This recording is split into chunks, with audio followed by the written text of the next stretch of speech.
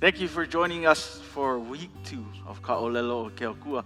Last week we went over ahonui. This week our word is a similar meaning, not a similar word though.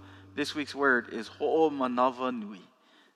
And both those words, ahonui and ho'omanava nui, they get interchanged a lot in the Bible, but ho'omanava nui, as we talk about it today, is this idea of patience.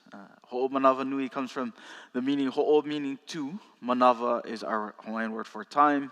Nui, to make big or to make long in this case. And it's this idea of ho'omanava nui is where we elongate time or we extend time for one another as a way of expressing patience. In Paul's letter to the church in Corinth, in 1 Corinthians chapter 13, it's a very familiar text to all of us. At the beginning of verse 4, it says, "O ke aloha ua ho'omanava nui."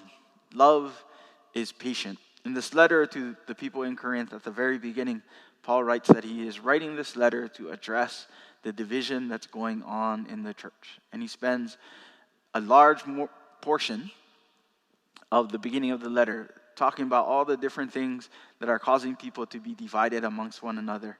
And when he gets towards the end of this letter, where 1 Corinthians 13 starts, he starts to tell them about the thing that will bring them back together. And what will bring them back together is love. Love is patient, love is kind. Many of you who have sat through weddings are familiar with that text. But at the root of love is this idea of being patient, this idea of expressing ho'omanava nui, of being willing to extend time for one another.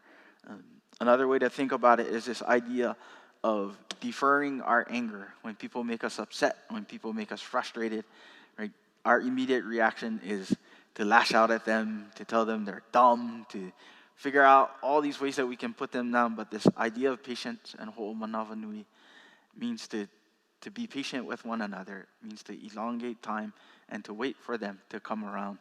As Jesus was on the cross and his people mocked him and put him down and belittled him, Jesus looked at them and Jesus prayed to God and Jesus said, "Father, forgive them, for they know not what they are doing." This is a perfect example of what ho'omanava nui looks like. It's this idea of elongating time, extending time to one another, asking for forgiveness, for grace, just as Jesus does on his cross. And so as we build on last week it was ahonui and persevering. This week is ho'omanava nui and extending time for one another. We pray that your efforts in being patient with one another go well as you continue to love God and love one another. Join us next week as we continue to build on our words of God. As we build on ahonui and ho'omanava nui, we're so excited for what is to come. But you got to tune in next week to hear next week's word. So join us. Thank you for listening. Thank you for watching. Aloha ahui ho malamo pono. Ke Akua.